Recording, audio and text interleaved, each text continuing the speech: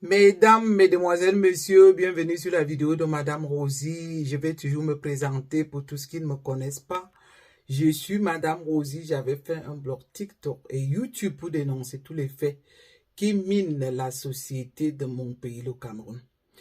Et écoutez les amis, je remercie encore tous les abonnés qui ont bien voulu s'abonner et qui ont enclenché toutes leurs cloches de notification, qui likent les vidéos et qui partagent. Euh, Comme vous le savez bien, je suis dans ce combat depuis quelque temps. Et que, vous savez, on ne peut pas faire ce combat sans avoir un soutien. Je recommande ici à ceux qui s'abonnent de bien vouloir encore enclencher toutes leurs cloches de notification, de liker les vidéos et de partager. Et puis, pour ceux qui veulent le changement et qui veulent me soutenir, je souhaite vraiment que vous me souteniez véritablement. Que je sente cette chaleur, que je sente cet amour, que je sente cet encouragement. Laissez les messages, pas toujours qui sont des insultes, mais plutôt qui nous encouragent à continuer la lutte. Et vous savez les amis, je vais parler là à Chantal et à cette femme d'Etoudi. La question que j'ai envie de lui poser aujourd'hui, est-ce qu'elle n'a pas été au courant que une centaine de jeunes Camerounais ont été déjà? Je vais répéter la question. Et puis, ce que je voulais vous dire, c'est d'essayer de regarder au moins la moitié de cette vidéo. C'est aussi comme ça que vous m'encouragez en regardant la moitié de la vidéo. Ça fait que YouTube propose mon contenu à d'autres personnes parce que YouTube propose des contenus qui sont regardés au moins, comme je vous dis, la moitié. Et là, on sent que les gens sont engagés à soutenir la chaîne. Essayez donc de regarder la moitié. J'étais en train de me poser la question, est-ce que la femme qui s'appelle Chantal Biya a été au courant qu'une centaine de jeunes Camerounais du pays qui a élu son mari ont été déjà? D'après les nouvelles qui nous parviennent, Chantal Biya aurait souhaité qu'on continue à tirer sur les jeunes Camerounais. Et comme ce massacre s'est arrêté brusquement, madame est frustrée. Vous vous rendez compte? Comme je vous ai souvent dit ici, est-ce que vous-même vous trouvez normal qu'une femme qui est première dame à la tête d'un pays depuis plus de 30 ans apprend que dans son pays, les jeunes ont coulé du liquide rouge, les jeunes ont été abattus à bout, je vais dire à bout, à bras tirant, ou je ne sais pas comment on dit, à bout tirant, excusez-moi le terme, et qu'une première dame ne réagisse pas. Vous allez toujours venir ici me reprocher, je ne trouve pas ça normal. Cette femme vit vraiment comme on le sait. Elle nous a déjà démontré qu'elle vit sous le malheur des pauvres Camerounais. 30 quelque chose d'années, parce que je me souviens qu'elle s'est mariée, comme je vous l'ai souvent dit, j'avais ma première fille. Pendant qu'elle s'est mariée, ma première fille là va à la trentaine aujourd'hui, ou même plus. Elle a tout eu. On lui a tout donné. Elle est son mari. Elle vit dans l'or, elle vit dans le diamant, elle exploite le pétrole du Cameroun. Vous-même, citoyen camerounais, vous croyez que nous autres, vous autres, toi qui me regardes, que nous on est là seulement pour l'accompagner, pour lui dresser le tapis rouge? À quel moment on va sentir le soutien de cette femme? Quand les Camerounais sont en pleurs. Chaque fois le même scénario. Je me souviens qu'il y avait eu un grave accident des Zeka où cette femme n'avait pas levé son petit pouce. Ngouachi qui est loin, comme c'est des pires tribalistes, ils ont dit là que c'est l'affaire des Bamileke. En Bankolo, à côté d'elle, elle n'y a pas mis pied. On a éventré une femme, Monica Koumaté, devant un hôpital de Yaoundé. Cette femme n'a pas fait signe de vie. On va la voir prendre place pour les défilés de mode des grandes marques en France. Elle va se lever toujours pour dire ces conneries comme l'autre fois. On a vu la vidéo circuler où elle faisait les bisous pour qu'on vote son mari. Trouvez-vous tout ça normal? Est-ce que les Camerounais n'ont pas aussi besoin d'un peu de compassion de cette femme à laquelle on a tout donné? Dernièrement, avant les élections, sa fille est sortie, elle s'est fait la victime. Je reproche ici vraiment ces youtubeurs qui ont voulu dramatiser la situation de cette fille. Elle a fait semblant. Est-ce que vous entendez encore parler d'elle? Depuis qu'on a élu son père, elle a fait le théâtre. Donc, on la voit très jolie, très belle, très bien maquillée. On voit sa mère qui danse avec sa copine. Et du jour au lendemain, on la voit toute triste. Vous savez, aujourd'hui, très peu font des vidéos comme moi sans filtre. Aujourd'hui, avec l'intelligence artificielle, on peut tout déformer. Le lendemain, elle joue avec l'intelligence artificielle, avec une vidéo où elle a un visage tout triste, où elle est presque en train qu'elle nous parle du suicide. De qui est-ce que ces gens se moquent? Nous sommes au début des villes mortes. Nous avons décidé comme ça de soutenir les mamans qui ont perdu la vie de leurs enfants. Donc, ce massacre n'est même pas reconnu. Vous vous rendez compte? On a vu leurs ministres sortir, on a vu leurs hommes en tenue qui sont à la mode aujourd'hui, on a vu leurs préfets, on a vu leurs sous-préfets, on a vu leurs maires sortir. Pas un seul a fait signe de ces enfants qui ont perdu la vie innocemment. Paul Biya a donné de l'ordre qu'on les tire dessus. Aux yeux et aux vues de tout le monde. Mais chaque sortie de ces dirigeants n'a été que pour parler des casses. Pour encore insulter les familles qui sont en pleurs. Pour dénigrer ces enfants, les traiter de voyous, de bandits. Mais qui s'est posé la question, comment on a fait pour en arriver là? Pas une seule personne. Et on voit les suiveurs de la République s'embarquer dans cet élan qui viennent écrire que c'était des bandits, que c'était des casses. Comment on a fait pour en arriver jusque-là? Personne ne veut accepter aujourd'hui que c'est Paul Biya, toujours lui. Parce que lui, il s'en fout. Hein? Il enclenche un désastre comme ça, où on élimine les enfants d'autrui. Et celui que j'accuse particulièrement encore, c'est Clément Atano. Parce que je l'avais si bien dit que le jour qu'il va prononcer Paul Biya président, c'est qu'il va incendier le pays. Est-ce qu'il s'est gêné de le faire? Il a quand même proclamé Paul Biya président avec l'accord de Paul Biya lui-même. Ça veut dire que lorsque Paul Biya se mettait sous cette peau-là pour voler l'élection des Camerounais, il savait bien que ça va tourner au drame. Mais il n'a pas reculé.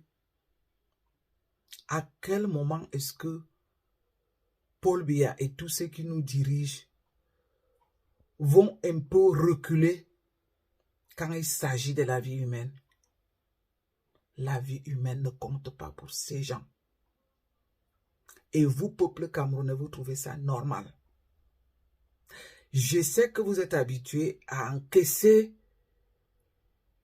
les assassinats horribles, les djas horribles, qu'aujourd'hui, c'est devenu une habitude. Quelque chose m'étonne particulièrement quand on dit Martinez Soro dans ces conditions horribles que tout le monde connaît. Ensuite, on va voir des assassinats de part et d'autre à Mimboman, à Mbombo, de façon inhumaine comme on ne l'a jamais vu nulle part. On a vu des jeunes Camerounais, des jeunes femmes dont on avait arraché les parties génitales, je vais dire les seins, le bas, les cœurs. Ceci n'a pas touché le peuple camerounais. À quel moment, jusqu'où on va arriver avec ça? Je suis, moi, terrifié et en même temps étonné pour ceux qui trouvent que les paroles dures que je viens prononcer ici, trouvez-vous que les paroles dures, je voudrais qu'on me donne cette réponse et qui vont suivre cette vidéo jusqu'à ce niveau. Les paroles dures sont-elles plus, je vais dire, horribles que ces assassinats? Que ces déjà de nos enfants, de notre peuple, sans parler de nos enfants qu'on a au sud-ouest, au nord-ouest. À Garbou, je vais encore vous rappeler cette histoire qui m'avait déchiré le cœur. Autant de choses qui m'ont révolté. Où les mamans ont été, les femmes enceintes ont été brûlées vives avec leurs enfants. Où est-ce que ça se passe? Dans des pays de guerre, oui, on peut comprendre.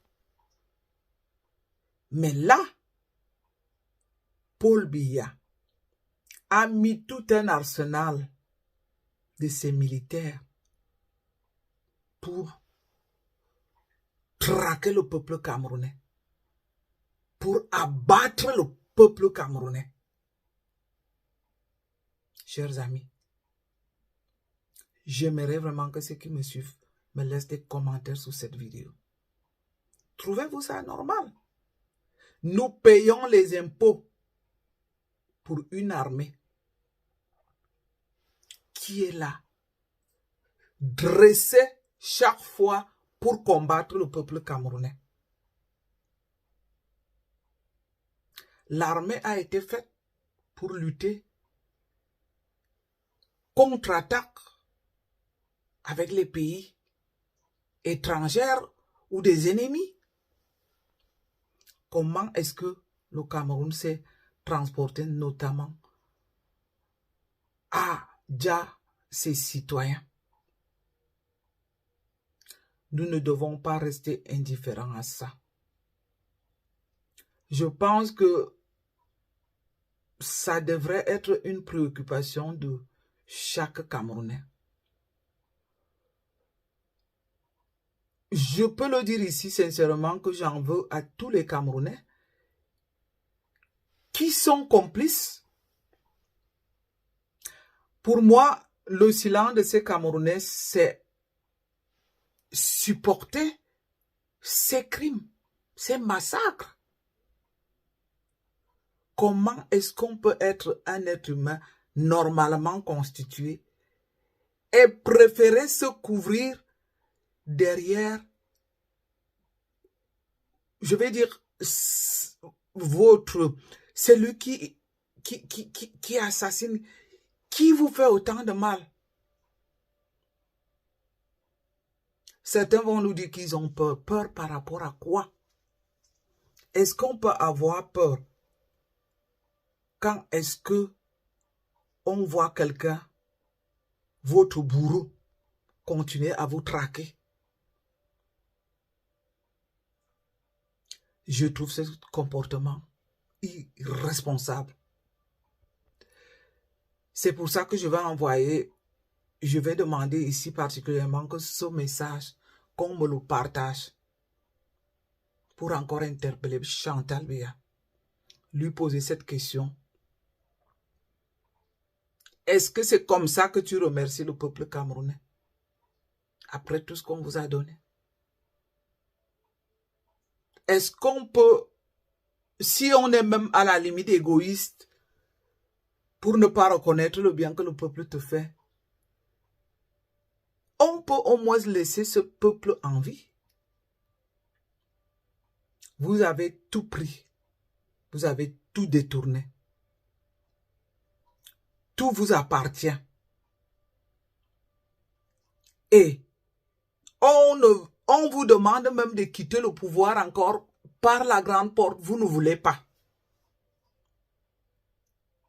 Pour vous, c'est comme si le Cameroun vous appartenait.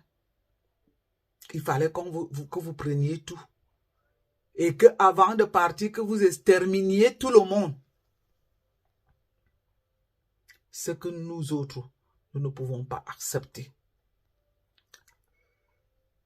Nous sommes au début des villes mortes. Nous allons, moi particulièrement, je vais recommander aux Camerounais de continuer les villes mortes. Les villes mortes, c'est la solidarité du peuple. C'est le refus du dictateur qui a toujours volé notre vote. C'est aussi pour réconcilier un tout petit peu les Camerounais et aussi pour faire la résistance. Puisque, étant donné qu'on a le droit de vote qui est reconnu de façon internationale, le droit de manifestation qui est reconnu de façon internationale, qu'on nous refuse,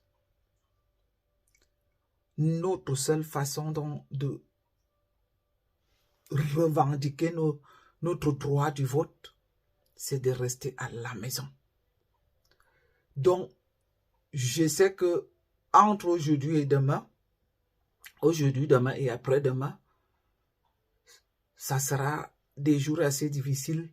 J'ai même écouté qu'on vous a coupé Internet parce que j'étais en contact avec un de mes jeunes ce matin qui m'a dit qu'il n'y a pas d'Internet, qu'il n'y a pas de Facebook. J'espère que tout ceci, à un moment donné, comme ils ont l'habitude de vous maltraiter, ils vont peut-être avoir un petit... comment même dire ça? Le peuple camerounais est maltraité. On est là comme des esclaves. Je ne sais pas comment. Est-ce que ceux qui nous ont confisqué le pays, qu'est-ce qu'ils pensent? Est-ce qu'eux-mêmes ils trouvent normal? On sait qu'il n'y a rien de normal dans ce pays-là. Mais au moins, fichez-nous la paix. On vous demande de débarrasser. Laissez nos enfants tranquilles. Trop, c'est trop. Vous avez trop fait. Aller jusqu'à nous enlever encore la vie, je trouve que c'est trop. C'est pour ça que vous voyez que le karma vous poursuit. Et comme je l'ai dit ici, que moi, je ne pourrai jamais avoir une compassion pour les enfants de Chantal Biya. Au contraire, je leur envoie du feu. J'ai dit seulement feu. Que le karma vous poursuive. Et cela sera fait. Je dis bien que le karma vous poursuive jusqu'à la 10e génération. Vous avez trop fait souffrir le peuple. Mes amis, on va devoir s'arrêter à ce niveau. pour que la vidéo ne soit pas trop longue pour vous. Mais je sais que 20 minutes, vraiment. Vous savez, je peux continuer aussi à débattre pendant des heures. Tout à l'heure, je vais essayer de lancer un live. Je me suis dit, si je lance un live en plein jour, moi j'ai libre aujourd'hui justement parce que je travaille la nuit. Si jamais, je pense qu'à partir de demain soir, je vais recommencer. Je fais beaucoup de live sur TikTok.